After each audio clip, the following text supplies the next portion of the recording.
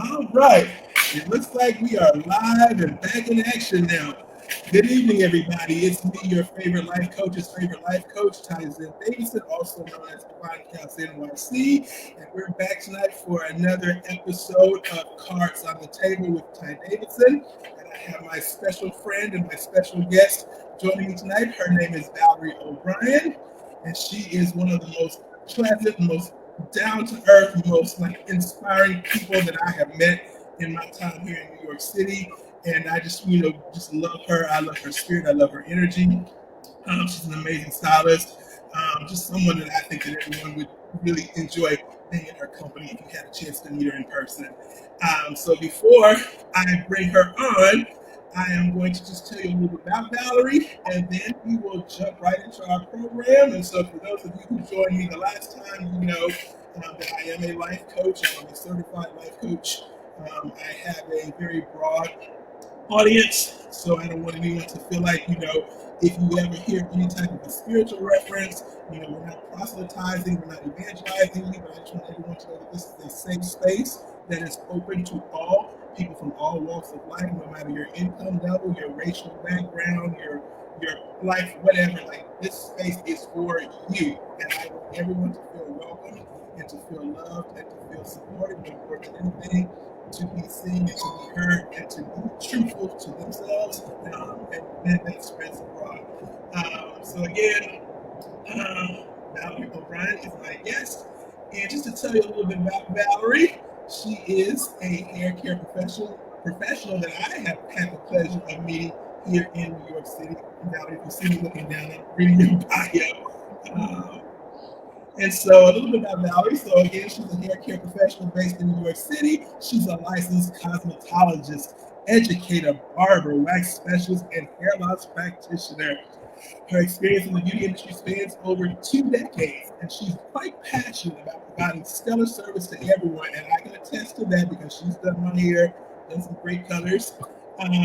She loves making people look and feel their absolute best. She specializes in natural and restorative hair care. So for those of you who may be having some challenges with like thinning or alopecia maybe, and I'll let Valerie tell you all about that. But precision hair cutting and custom hair coloring. And so that is what takes us into our theme for the night for color hyphenated girls. And I chose the name for I chose that heading for our topic tonight. I don't know if many of you have seen, I'm quite sure a lot of you have seen or know of the book that turned into a film by Saki Shange called For Colored Girls Who Considered Suicide When the Rainbow Was Enough.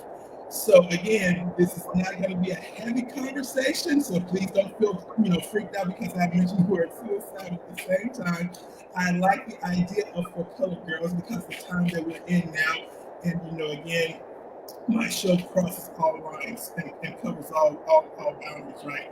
But at the same time, as a colored girl, but more importantly, as a Black woman in America, in the world, in 2025, I think we're in pivotal, I can't get my words out tonight. We're in a very pivotal time, of energy and, just transformations and changes, just in the way that, people see, movement, we'll put it that way. We're seeing a shift in energy, we're seeing a shift in consciousness, and that shift in consciousness is always important. But we see, women leading the charge at the forefront like we've never seen before, specifically Black women, but I wanted to say colored girls, but a colored girl who does color, but who also happens to be a colored girl, a beautiful chocolate brown sister by the name of Valerie O'Brien. So Valerie, with that being said, welcome. And I will just give you the floor to tell us, who's Valerie? What's she all about? What's Valerie's story? Wow, what an introduction. Firstly, let me just say thank you, Ty, for not only being such a great friend to me. I am really just honored to be here on your platform. I love the message. I love everything about what you're doing here. And a little bit about me. I am, as you said, a colorist. I have been in New York for 7 years. This is my 7th year. Oh my gosh. Here in the Big Apple. I moved here originally from Chicago, Chicago native, born and raised there. And yeah, I've always been passionate about hair care, hair, the science of hair, just the exchange of great energy between two people. When someone sits in my chair, everyone is VIP. And I simply have always loved doing that. Fantastic.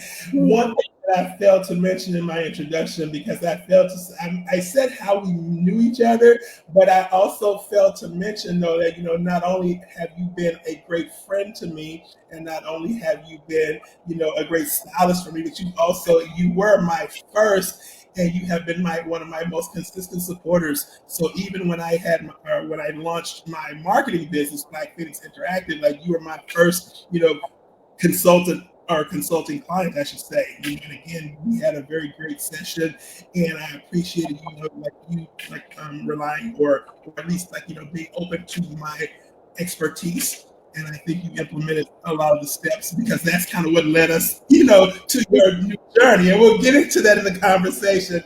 But you being a supporter of Black Phoenix Interactive, and I appreciate that. And then when I had the early beginnings of Divine Chaos NYC, you were there again as a first. And so again, I don't like to refer to my friends as clients, but you offered your support, and you did that without question, without hesitation. And you are always the first to refer me or to share, the things that I post on my platforms. So you've been just, as big of a supporter of mine as I hope to be and continue to be for you. So I would just throw that out there really quickly. Oh, thank you. Oh my gosh. I mean, how could I not support someone as amazing as you? Like, literally, I felt like when we met, when you came into the shop, our exchange of just good energy, I just felt like you were someone that was just like, you needed to be in my life. And I will always be your biggest fan, biggest supporter through and through. You definitely helped to escalate um, my journey here in New York, especially with the social media, your consulting, your guidance during that time when I was really trying to get out of a bit of a rut with my social media. Your expertise and guidance was a big, big help for me. So thank you for that. I appreciate that. It's always good when the client, or even when the person, when they want the help, and when they're willing to do the work. And so you know me well enough to know that, the thing that I always say is that you have to do the work. I can give you all of the guidance, I can give you all of the plans and the roadmaps, but at the end of the day, you still have to do the work. The plan only works if you work it, right? And so I can appreciate you just being a person you're never afraid to just jump in and roll your sleeves up and just do it, and it takes a lot of, I think, because a lot of people don't like to be corrected or feel like they're being corrected, especially when we get to be a certain age. A lot of us, we love to say how grown we are until it's time to be an adult. And so, and say, oh, well, I'm set in my ways, and especially in business, if you've been cutting hair as long as you have been, and who am I to come in and tell you, hey, you might want to market it this way. You may want to, advertise it over here. You may want to, showcase some of the, and so again, I just appreciate you being open and being willing, because my job is only as good as yours, and at the end of the day, it's not even my job, it's you. I'm just just someone just to wave and say, hey, I'm here for you, but at the same time, it's all you. So that takes me to my second question. What exactly led you into the hair care industry, and what was and was it a path that you always knew that you wanted to pursue, or did it just happen? Like, what led you to becoming Valerie the colorist, Valerie the stylist? You know what? I have been doing hair since I was in high school.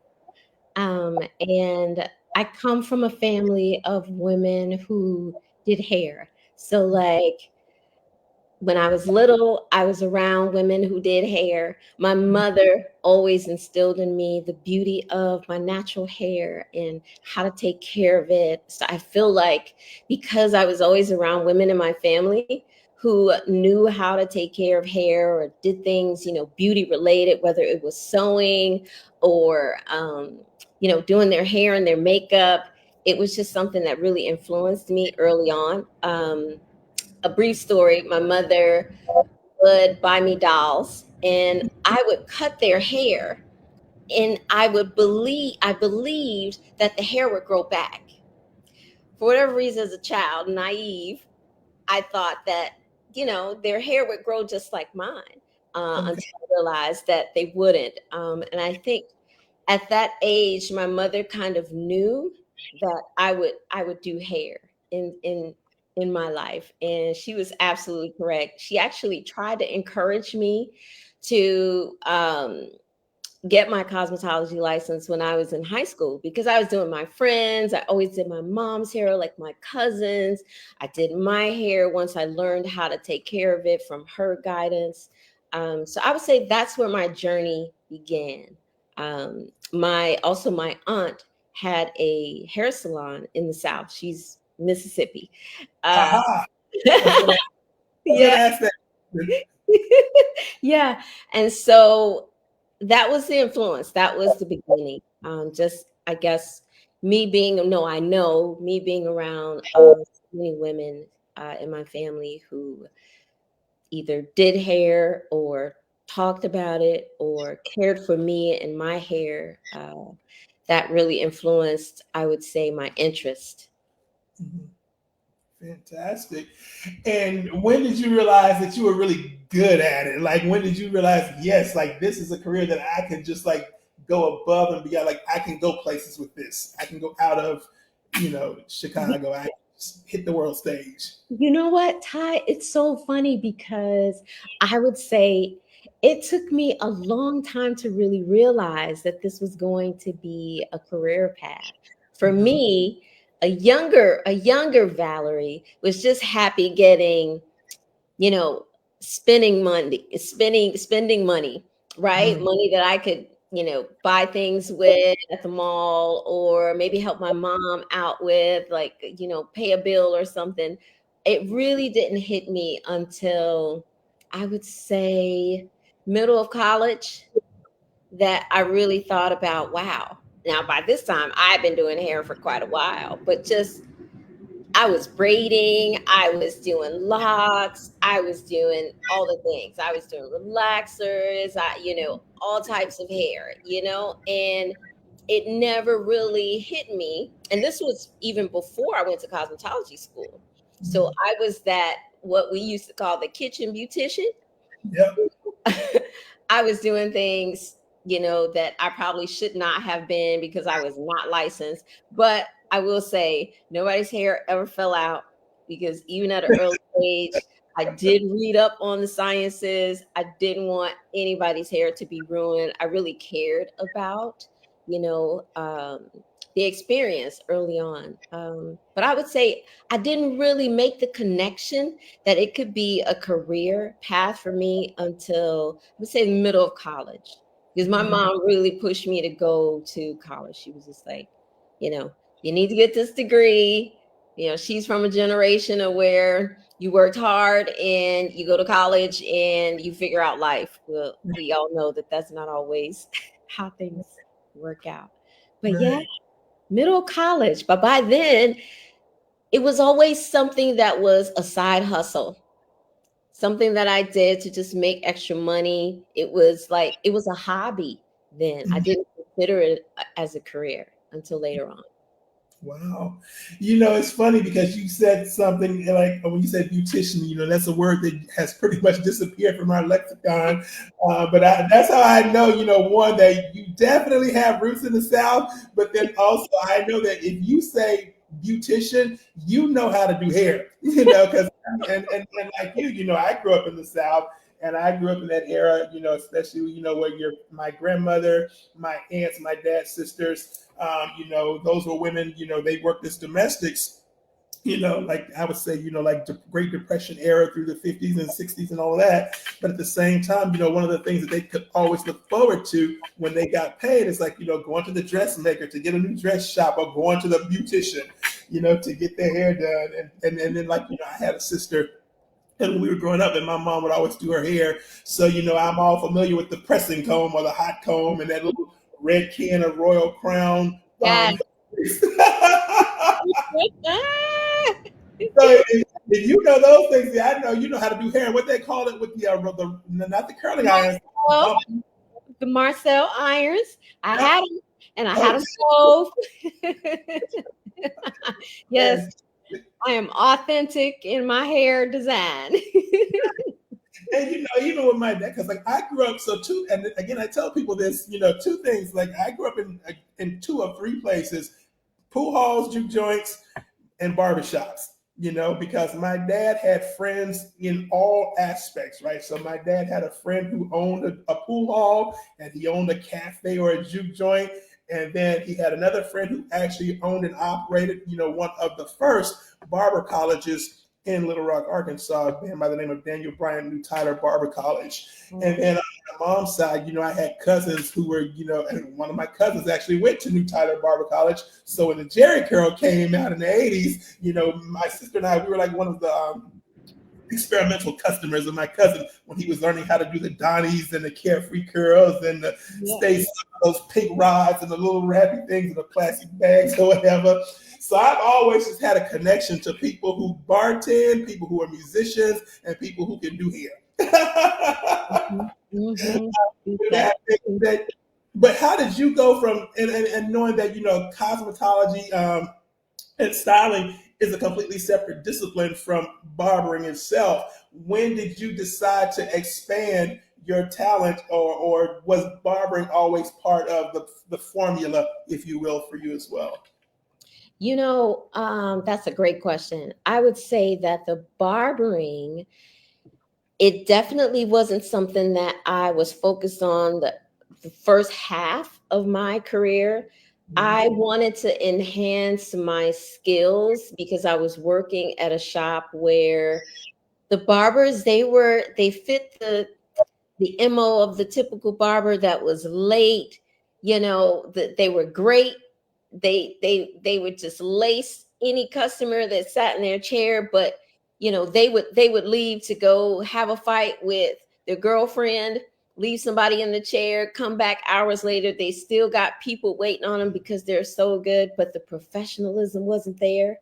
And so since I didn't feel confident in my barbering skills, like with male grooming and using the razor, because although we learned a bit of that in cosmetology school, it's not the same as when you go to barber school, where you really learn how to do men's grooming and use all of the tools really well.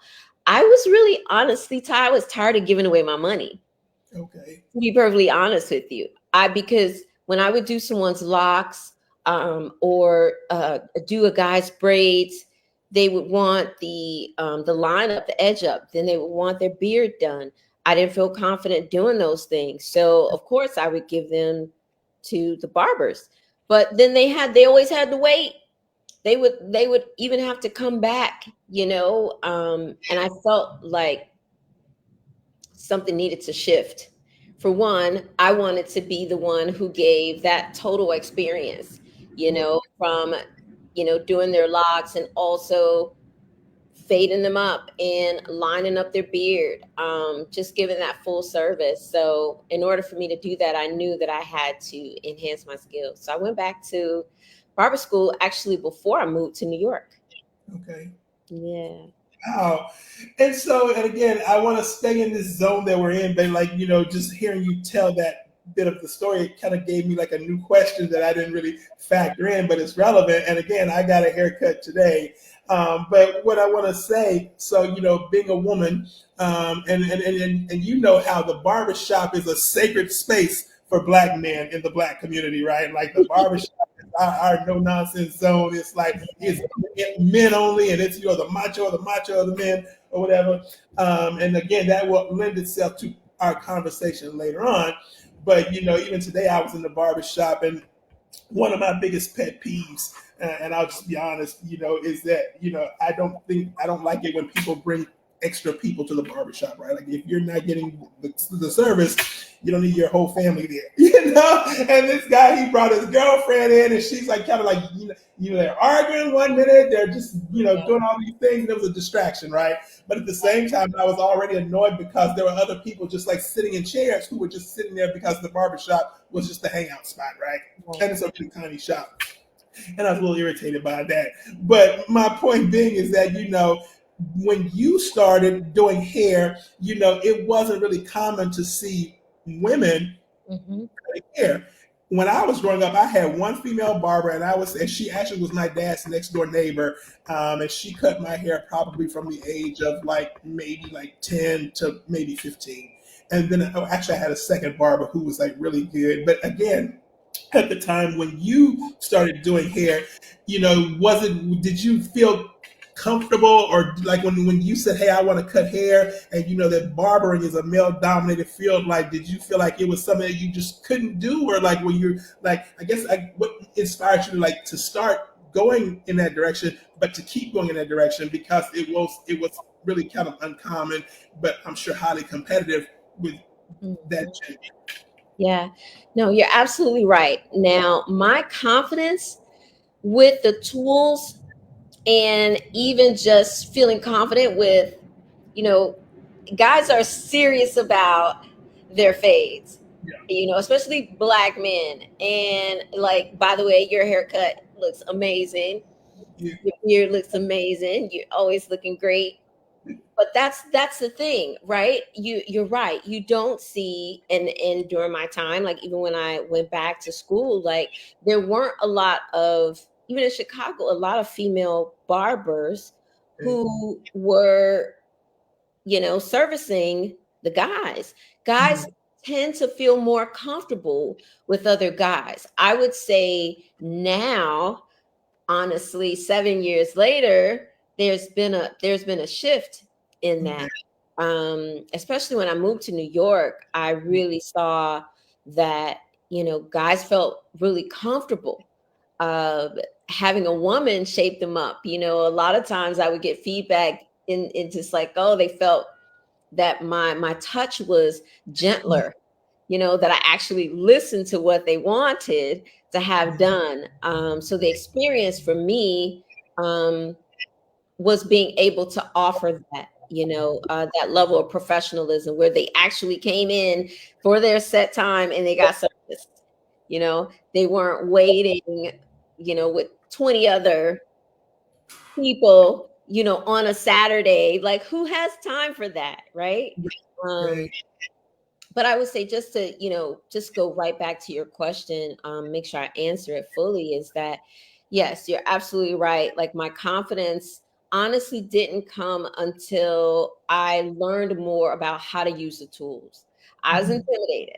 And I will also say that not a lot of guys, especially in Chicago, before I moved here, were open to having me as a woman do their services.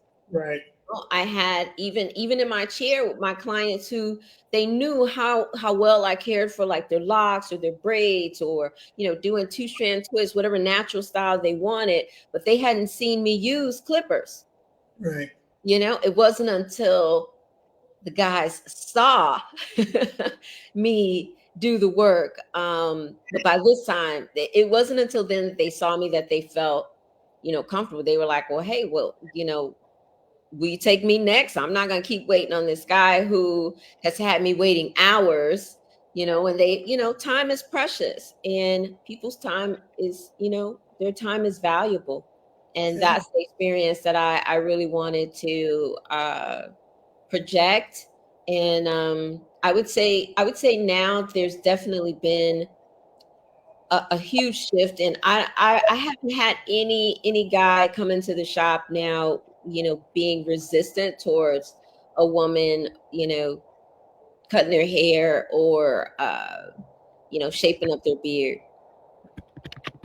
Nice. And so with that being said, and maybe this is a good place for me, I kind of asked it, but I'll ask it again, but this time, and you tell me if it's okay for me to mention that, you're presently working in a shop that is owned and operated by not only a Black woman, but a Black LGBTQIA plus or a queer woman.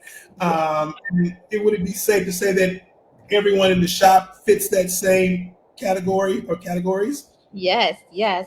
We do have a male barber there. He's not LGBTQ Mhm. plus. Okay. However, he's an ally. The energy of the shop is that, although it is a space for the community to come to and to feel safe and to feel comfortable, and to be heard and seen for whatever you want done with your personal hair care, and beard services, even like, facial services. It is open to everyone, children, women, you know, everyone, any race, everybody is welcome. Well, and I appreciate that. I haven't been in since the last time you did my blonde, and I need to get that done again. So I wasn't sure about the new staffing, but I know the owner. I've met the owner, Kane, and all of the ladies there. As a matter of fact, the very first time I came in, I think there was another young woman who cut my hair before I met you. It's like I came in for her, but then I saw you, and I said, okay, the next time I go back, I want to go to her. And then I kind of looked you up on Instagram. And I'm like, yeah, so the next time I come in, I'm going to Valerie. And we met and we hit it off. But that takes me to another point of the conversation that I wanted to bring up. So again, going back to our theme tonight, for colored girls. But again, if I wanted to bring up, for colored girls who considered suicide when the rainbow was enough, or is enough, I should say. I wanted that rainbow tie-in because I knew that you worked in the LGBTQIA plus community or queer community. There's so many names for it, and me personally, like, I don't subscribe to a community. I'm a person, but at the same time, I know some people are very particular. And if you call it queer, then that upsets this group over here. If you call it LGBTQIA over here, that upsets this people over here. And then, so I just want to make sure that everyone understands that this topic tonight is not just about hair color, but it's about all of the colors of the rainbow. And at the same time, I know that even here in New York, I have seen, and I remember reading some articles, maybe like even before the pandemic, and there was a big article that came out, and it was talking about how people from the queer community, and especially, queer young men, didn't feel comfortable in regular barbershops, because of the hyper masculinity, the toxic masculinity, and, just the homophobia, if you will. And so a lot of, people in the community just didn't feel welcome. And some not even feeling, were being told that they weren't welcome. And so again, when I found you guys, I was just kind of like looking, I was new in the city in general, so I was looking for a good barbershop anyway, but I came across that article and I thought, well, how appropriate is that? But at the same time, knowing that, you work in a shop that is a dedicated safe space for queer people. But what I would ask you, would you feel like it was a safe space for you too, or did it need to be a safe space for you? Or like, what made you decide that if I could work anywhere in any type of shop, why that shop?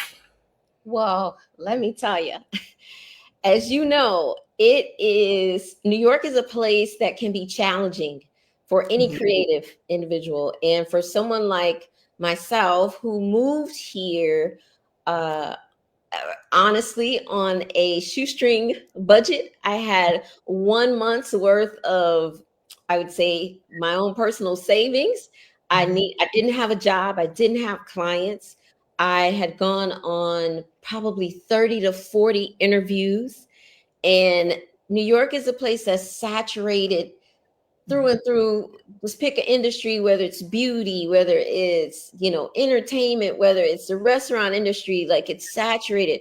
There were barbershops, hair salons on every corner and all next to each other.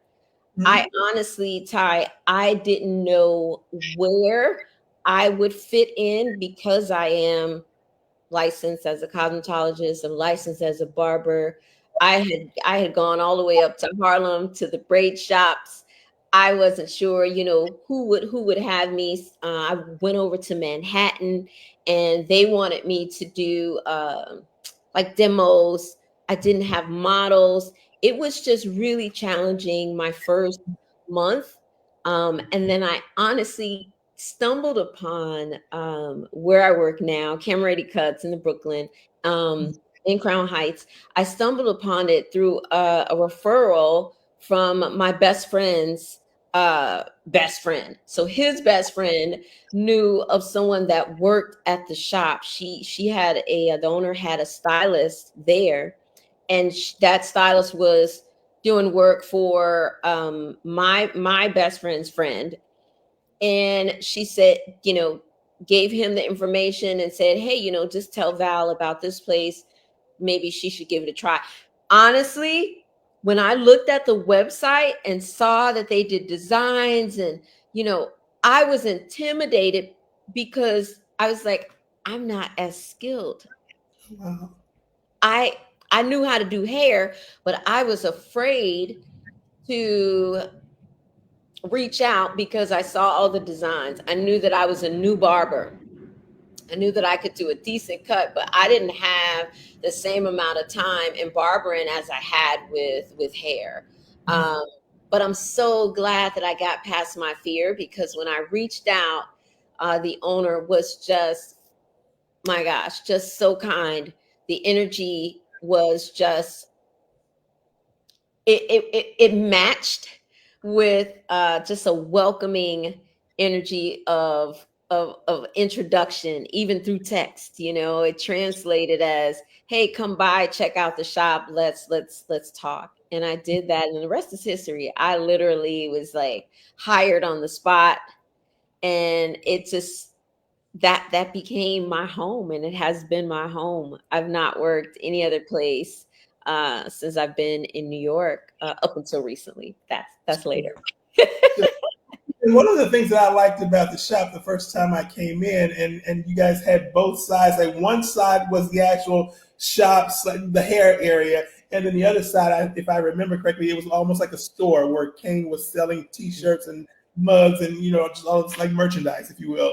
But Yeah. she also had what really caught my attention. She had a space that was dedicated to like meditation and like spiritual things that I was drawn to, like the candles and the bracelets and all of those things. And so I knew that it was a very um, holistic type of a place, if you will, a healing place, if you will. I'm not sure if I'm putting everything in the words that I want to, but at the same time, I knew that it was a place that was primed for transformative energy, and it was a place where one could transcend, and find that space that they needed to get to, a very meditative place. And so I like that. So, you just seem to fit right into that, and again, I think that's probably one of the things that just pulled us together even more so, because then we found out later that we had similar interests, in that same area. But going to my next question, so did you find that being in the hair care industry, and not only just your expertise, like your upbringing, your expertise, and then your move, and then it being a competitive field, did you find that the business blended in with your life and other pursuits, as a woman, as a mom, as a friend, as a partner, as a family member? Like, what impact did the business have, and how did it cross over or include your Valerie, the whole Valerie? Oh my gosh. That is such a challenging question to answer. I would say, oh, somewhere along the way, towards it's been 7 years, I would say towards my fifth year, no, I would say my fourth year, Valerie started to show up. The Okay. true Valerie started to show up. I had become so immersed in being everything for Camerati Cuts. Mm-hmm. I can definitely say now, and looking back, that I lost my way Mm-hmm. to what I really came to New York for. Although, within my journey, I definitely grew. I grew as Mm-hmm. a barber. I grew as a stylist, colorist. I grew as a person in general. And as as hard as I work, because you make me think about like so many hats that I've worn. Yes, I'm a mother. I'm a mom of two grown sons. Mhm. Finding that balance, that work life balance. My gosh, I never missed a day where I didn't feel like I wasn't a hamster on a wheel. Mhm. I worked 7 days a week, Ty, up until I moved in 2028. I moved here in 2028, no, 2018, up Mhm. until 2023 Mhm. was the first time I went down from a 7 day a week schedule to 6 days a week. Okay. Wow. I was working like 7 days a week. Yeah, like I was opening the shop. I would get there before the owner got to the shop. I Mhm. would close the shop when nobody else would be there. So Um, now, besides necessity, I didn't mean to interrupt you, but besides the necessity, because it's work, do you think you were working just because you needed to work, or were you working because you felt like the work added or took away something from you, or did it just it's just all part of the New York experience? I think yes, it was all part of the New York experience. One, I did have to work. Um, Okay. New York is expensive, Yeah. and and and being self-employed, you are you're taxed double. Hmm. So the more you make, the more you have to pay. That's Um, true. and it's very difficult to do business here. Yeah. Um, so I came here, like I said, without clients. So I was really in the beginning, I was out on the streets like handing out cards. I was going everywhere. I was doing that footwork to build up my clientele, to build up to the point to where I could actually feel comfortable taking a day off, Mhm. you know. And even that was scary for me. But yeah, I would say honestly, I had to work. Um, Mhm. for a long time, I still had a home back home. So I had two places I was taking Supporting. care. Yeah, yeah. And that was a struggle financially, as well as just promoting myself. Being able to build up a clientele. I had to show that consistency of Mhm. being there. I mean, in the end, it definitely paid off. People knew if no one else was going to be at the shop, Val was going to be there. I'm pretty sure that didn't really give you much time or give you any time for No, Valerie, and no. so if it's taxing you physically, I can only imagine that it's taxing you even more so mentally, spiritually, and just you as a being, just moving and breathing, and even wanting to pursue other things in your life. So I guess that would be a great place to go into my next question. So were there particular challenges, upsets, or roadblocks along your path? Were there, and I'm pretty sure you had days where you were like, I'm just over it, but at the same time, I'm pretty sure there were even more days where you were like, I can do this, I can power through this, I can move through this. But what were some of those challenges and upsets? What were those like for you? Wow. So I would say that it wasn't up until the pandemic hit that it hit home for me that I needed to be still. Mm-hmm. And that the way that I was working, thinking that I'm working smart and not working hard, when honestly, I was just working hard. I was not working smart at all. Um, it was really just day to day, work to live, repeat. There was no time for things like, the amount of self care that I do now with like, being still, to meditate, to pray, to get my nails done once a month, to take walks in the park, even to have some time to spend with a good friend like you. Do you know what I mean? Like that wasn't on my radar.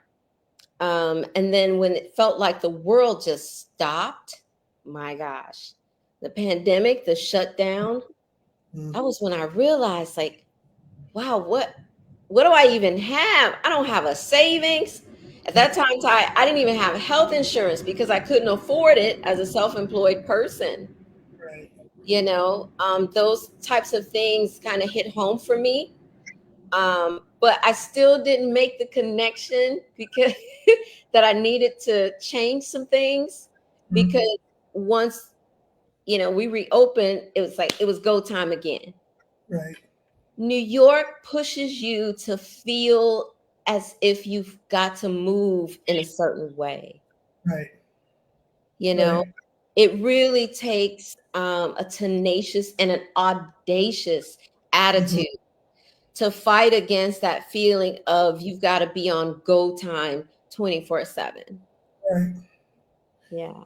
And with that being said, you being from Chicago, and Chicago to me is just as an important of a city, and if we're talking about culturally, appropriate and just being like, just on trends and just being on top of it, being innovative and trend setting. Chicago has a different vibe and a different flavor. My dad's family are all from Chicago. I have cousins, in Chicago. One of my best friends from Los Angeles, who also happens to be a screenwriter, is also from Chicago. So his take on Chicago is a little bit different from yours.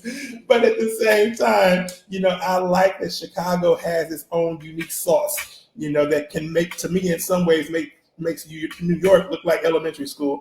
And I think, and even me being from Little Rock, a lot of people who aren't really, versed in history, when they hear Little Rock and they hear Arkansas, they think, oh, you're from some little small town. Like, no, Little Rock in and of itself, it has the potential to be, a better city than what it is. But Little Rock is a historic city, for sure, and it has its own flavor. And I feel like there are things that, and I'm saying all of that to say that most people from New York think that if it didn't start here, it just shouldn't even be in the world. And I'm like, listen, we have some things where we come from that make you guys look like, hickory dickory dock, the mouse ran up the clock. And so, like when you just said, this tenacious and audacious attitude, I think the people who survive here are the people who can look past all of that, and the people who can stake their own claim and say, you know what, I'm doing this because guess what? If I don't do it, and if I don't do it here, it just wouldn't be done, or it wouldn't be done the right way, in my opinion. And so you can always kind of carve your own lane here.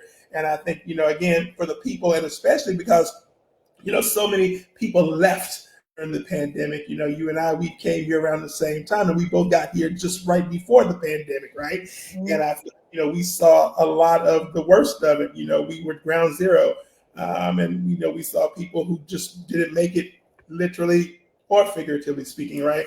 But for those of us who were able to survive, I think that says a lot. That's a testament, and a hats off to you and to your foundation and fortitude to be able to live through that, but then to also regroup and reset and transform through that. So then that kind of takes me to yet another question. So as a colored girl, as a colored girl, but as a colored girl, have you, or do you feel supported, or have you felt supported even up to the point of where you are in your journey now? Yes, absolutely. I would say I've always felt supported, especially at the space where I work. Mm-hmm. The owner has always been someone who supports your growth. She actually taught me how to do designs. My Mm-hmm. very first day that I worked there was a lady from California, a new client.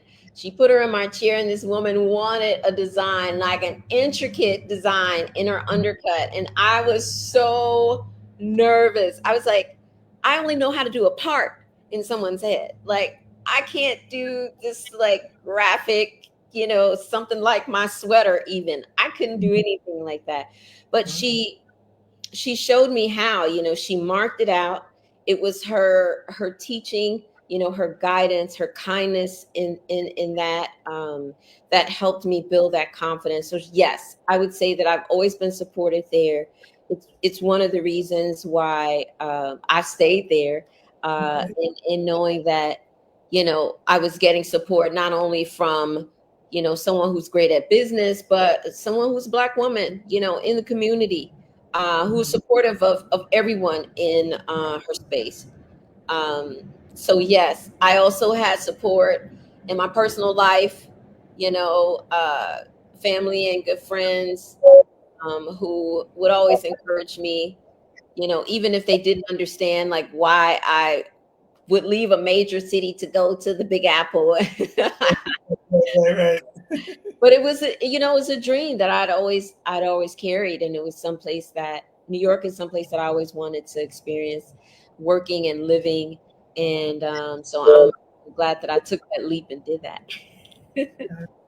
And again, I don't want to dig too deep and pry too deep, but at the same time, you mentioned your journey and feeling the need to reset. And I know I referenced you in my last live, and when we were talking about like just social media behavior, social media practices, right, and the need to know when to step away. And even me as a life coach, and even as a social media marketing specialist, my business depends on me having an online presence, and both of my businesses, I should say, depend on me having an online presence. But at the same time, I've had those moments of just feeling exhausted and feeling burnout. But when you first began to get that feeling, was there any particular thing or particular things that just kind of led to it? But again, your take on knowing when to step away, like kind of walk me through that journey or that part of your the light bulb going on above your head. Oh my gosh, the light bulb hit, I want to say, um, when I got the news a year ago. Maybe it's, yeah, it's been about a year, maybe slightly shorter than a year. Um, so as you know, I was trying to become a matrix girl. I'm a colorist, Right. and I had set out to become a matrix artist, so that I could teach other industry professionals how to do hair, how to color hair, especially black hair, and do it properly. So I had been on this journey, and I had spent all this money, I'd done all this training with the belief that I was going to, at the end of the program, I was going to actually become this matrix girl. When I learned that there was a few steps that I still needed to do after I had done all of the things, I felt a bit disappointed. I felt that that was the start of the mind shift of, well, what am I doing that what am I doing? What am I not doing? That's the question I asked me. What am I not doing for myself Mhm. that's keeping me from getting to the next level? Mhm. Because I thought that the becoming a matrix artist was the next level for me. And Had really quick, sorry, Yeah, go sorry, ahead. Go can ahead. you tell us? And I know Matrix, but just for the audience and Oh, because I have barbers and stylists in my friend group, can you just kind of tell us a little bit about Matrix and why it was so important to you then to be a Matrix girl? yes. So okay. So Matrix is a brand. It's a product and hair product brand that I began using probably about 4 years ago. I would use their products for my permanent hair color services. It's also a brand that I really liked because they have the rainbow Mhm. colors. Everything is color coded based on specific hair need, Mhm. um, and it's also based in that everyone is welcome, all textures, all hair types, all ethnicities, everybody who has a hair care concern, you can use matrix products. And that was something that I felt like spoke to me, being a hair care professional and knowing that I have to pilfer from so many different brands to meet so many different variants and needs of my clients, that I was drawn to. Mhm. So in wanting to elevate my skills and to also become an artist, that was what led me to find out more about becoming a matrix artist. So I would say that really the model of the brand was what drew me to the company. Okay. And so in the beginning, and I know how excited you were because I think, even during one of our counseling sessions, that is the result of just some of the things that, you shared with me, and I was able in turn to kind of like guide you and just kind of help you, do that work that we talk about. To figuring out the path that you wanted to be on, but then also to take action and to go with full throttle, go with all the gusto that you needed to get where you were trying to go. And I just remember how excited you were to be a brand ambassador for Matrix, and be a Matrix girl, as you just said. But with that being said, again, where did you realize, okay, maybe this just isn't what and I know you just kind of like talked me through it, but at the same time, I just want to make sure that I'm clear.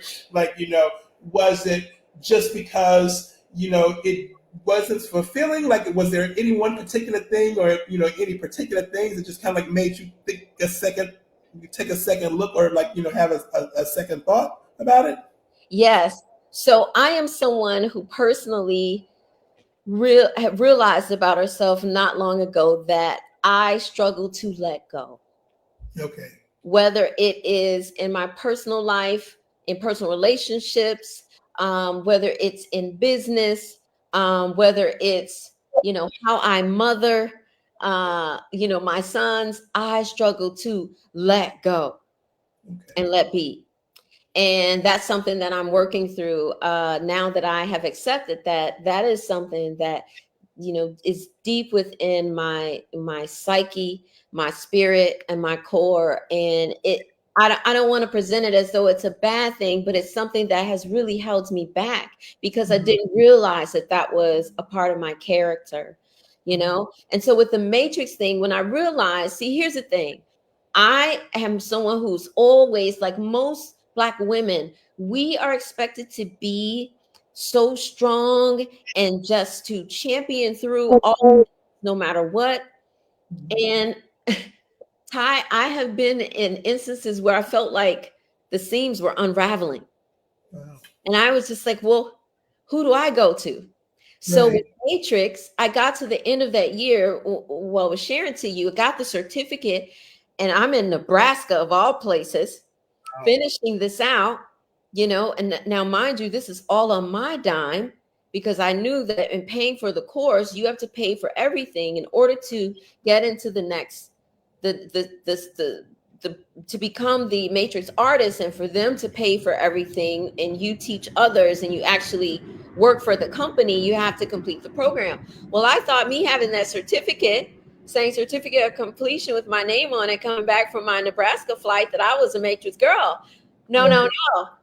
Then I come to find out from my lead, oh, there's one other thing that you need to do. And I go, well, I gasp and I go, well, what is this other thing? And then that's when the shift happened, because for me, I felt like I've always had to do the entire most. Mm-hmm. I've always had to be extra. I had to be more knowledgeable. I had to, go above and beyond. I had to be the yes girl. And although I was willing to do so, when my lead said, oh, we need you to do 2 more demos, and then you can become a Matrix girl. Well, so I was like, okay, that's fine. I'll do that. And then I asked, did I have to pay for it out of my pocket? And she said, yes. I said, okay. Then I was still saying yes, right? Because, I have a problem with letting go. Then she says to me, but here's the thing. We don't have any options for you to do these demos on the East Coast.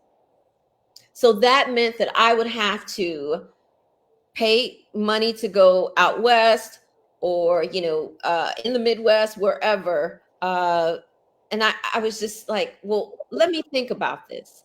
Mm-hmm. When I thought about it, I remember the night that I got the information. I felt very flat. I felt very disappointed. I felt taken advantage of, because nowhere during the cohort through that entire year did mention that there was going to be one other thing or 2 other things that needed to be done. So I felt that I had been strung along on this journey and that my money was taken. And although I had learned plenty, I felt that there was no end in sight. Mhm. And that for me made me want to quit.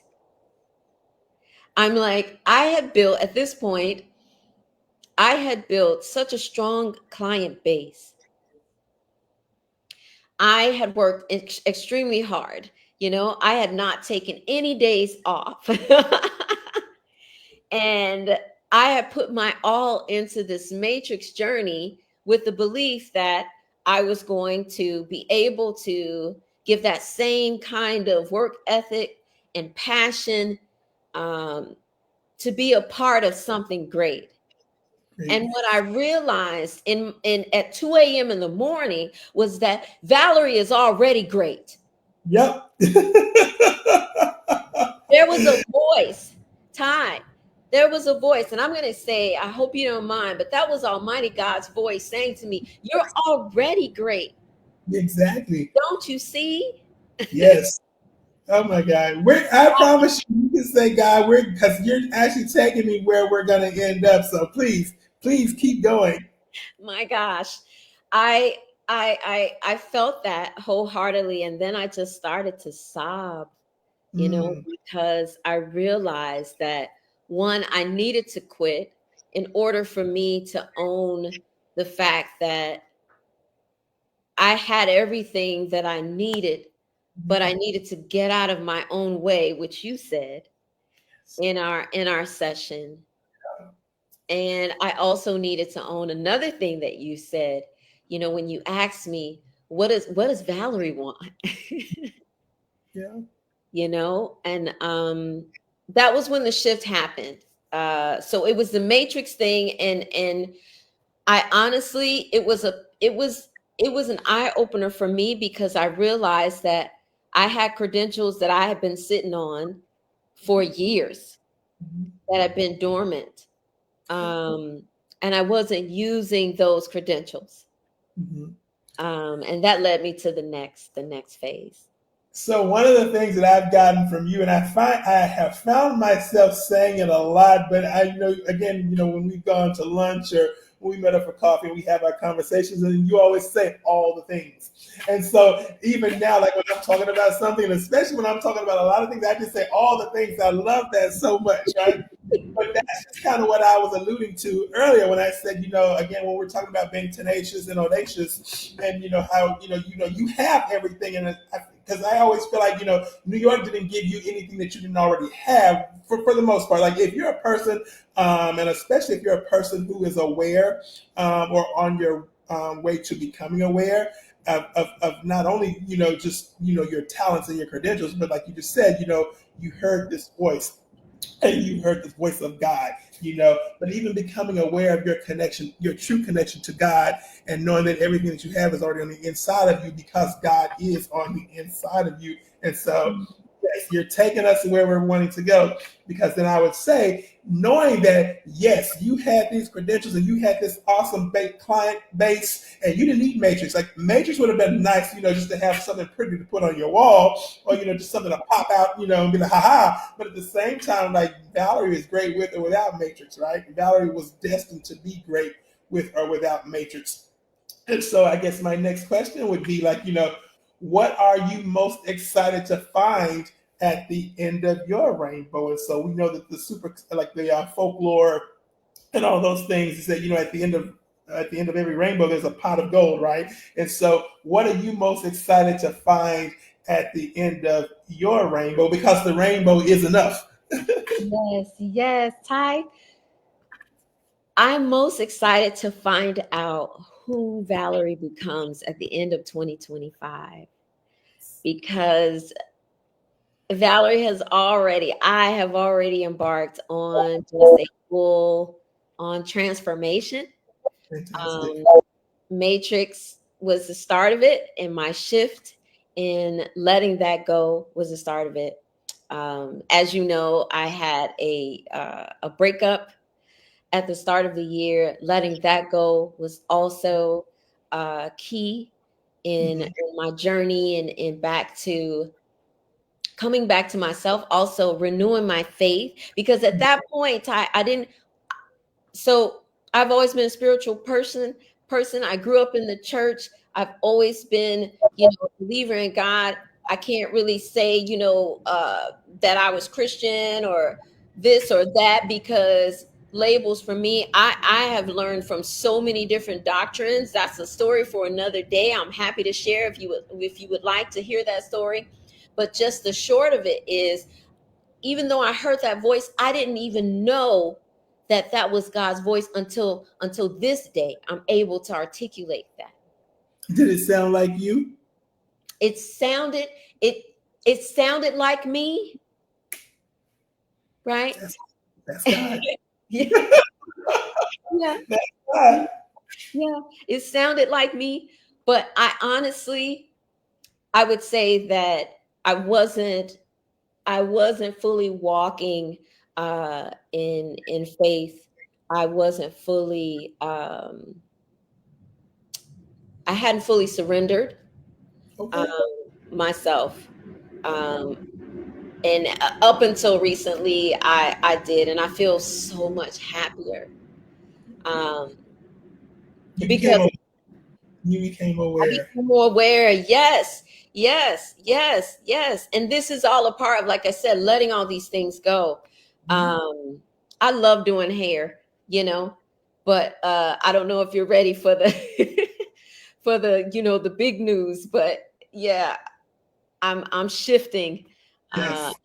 uh, and I have decided to return to teaching.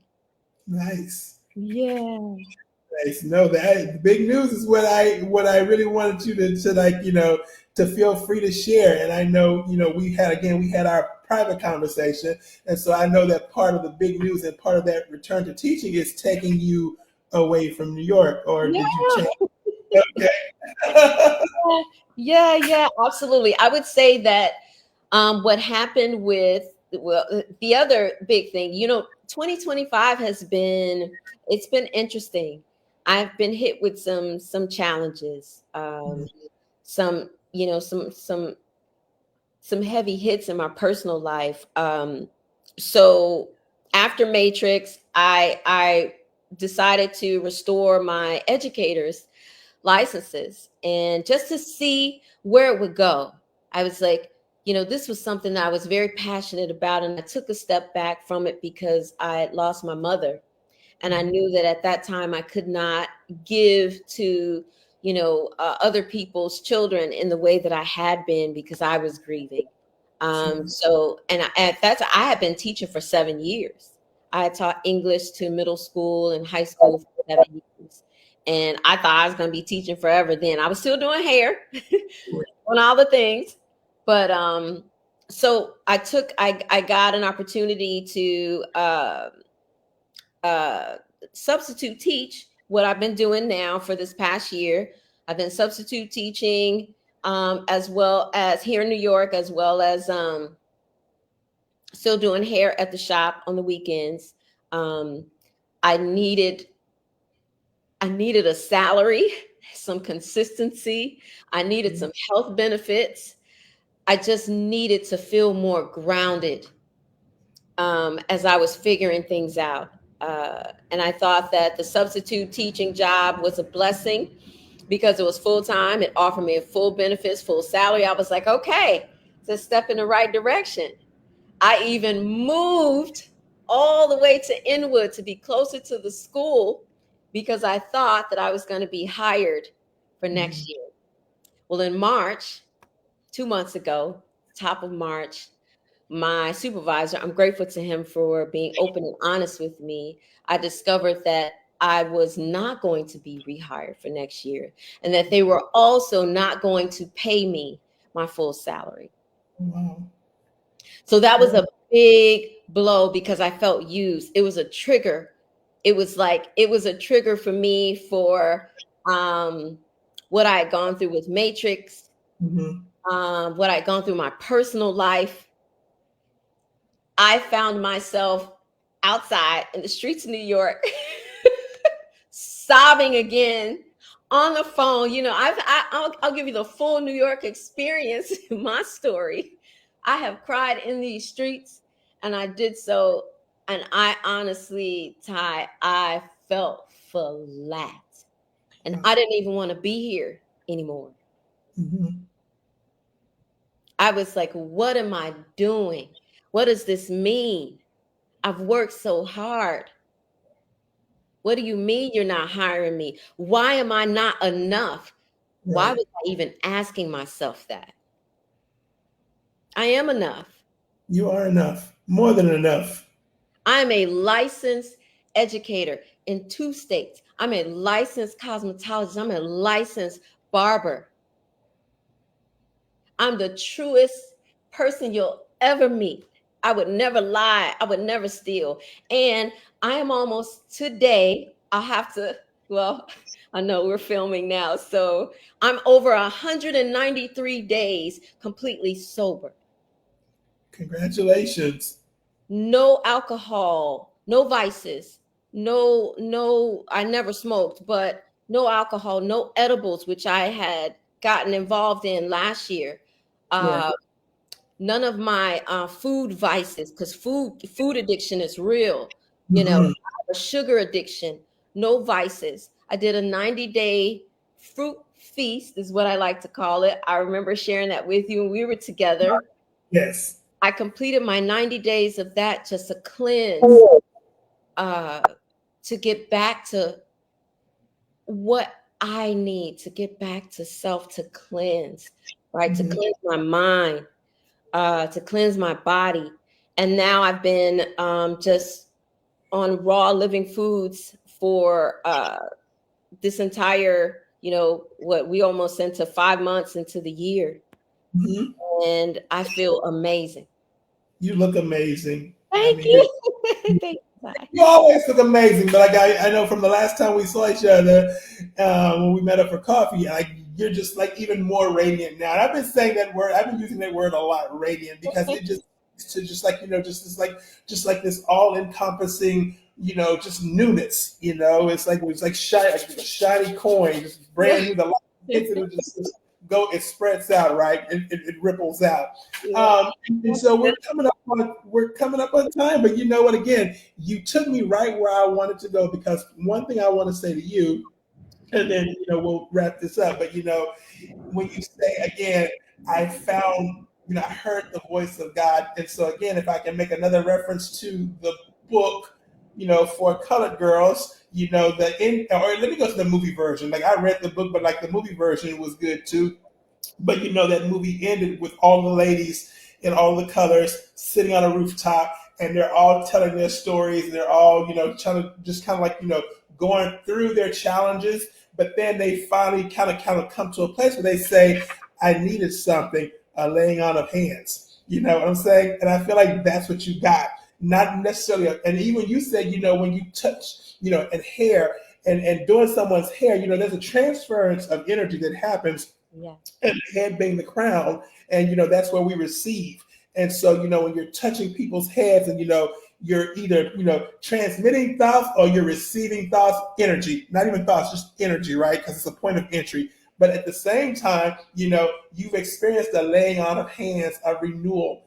And so even if those bad things happen, so Matrix was a bust, the school was a bust, the relationship was a bust, but at the same time, a hand in your back to push you, because I feel like where you're going is going to surprise you in ways that you haven't even began to imagine. And even as I was getting ready for this, conversation, and I get a lot of things in my dreams and in my morning meditations. And one of the things that I heard, in my dream was that, a hand, and God has his hand in your back, and even in my old church, we used to sing a song, like our old minister of music, his name was Brian Cole, and he wrote a song called God's Got His Hand in My Back. Got to take it to the next level. And so again, things that may push you out also push you up. So don't look at it as a total loss. But again, going back to the movie, so the very last line of that movie was with the one of the characters. She's saying, I found God in myself, and I loved her. I loved her fiercely. And Mhm. so that's why I asked you the question earlier when you said, well, I heard the voice of God. You did. I'm like, what did it sound like? Sound like me. That's right. It's supposed to sound like you. And so again, we've all been taught that, God is just like, magic man far off in the sky with the beard, and the flowing white robes and all these things. And if he speaks, and people will argue, well, did he speak in an audible voice? But at the same time, it's like, no, God speaks to you in your voice because he is you and you are him, and or God, not even a him or a her, God, you. And so I wanted to kind of end on that note, that you found God. And when you learn to love you and Mhm. love you completely and fiercely, you will be surprised at what you can create because you can only create from passion. And sometimes, it takes chaos to produce order. Everything comes out of chaos. This universe was created out of chaos. Darkness turns to light.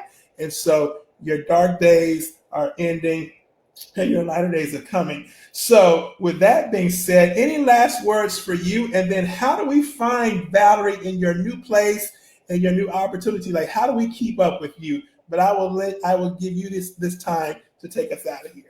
Okay. Well, firstly, thank you so much for having me. I would say for now, Val Talks Hair is going to be here. That's a great way to connect with me. I'm still kind of, you know, in and out of social media, just protecting my mind and my peace. But I do check in, just kind of check in and dip out. And I would say stay tuned that Val Talks Hair is going to change. I'm Yeah. excited. I am excited. And so again, Valerie, I love you to pieces. I So love thank you to pieces too, Ty. I want to hug you through the screen. so thank you See for you soon. You know it. I know we got to get together before you take off for sure. I got to give you a good send off for sure. But Yeah. thank you so much for making the time, and thank you for being a part of my journey. Thank you for the nuggets that you shared here tonight. I'm wishing you all the best. I'm expecting you better. Again, I said to my group last year, everything must go. And sometimes, and especially because to me, 2025 is a 9 year, and nine being the number of transformation and Hmm. elevation. I think that you're going to be surprised by the end of this year, but you're on your way to better and to best and to just greatness. So thank you again for sharing Thank you, Ty. Thank you. You're amazing. so Thank you much. for having me again. You're more than welcome. We'll talk soon. All right. Take care. Bye.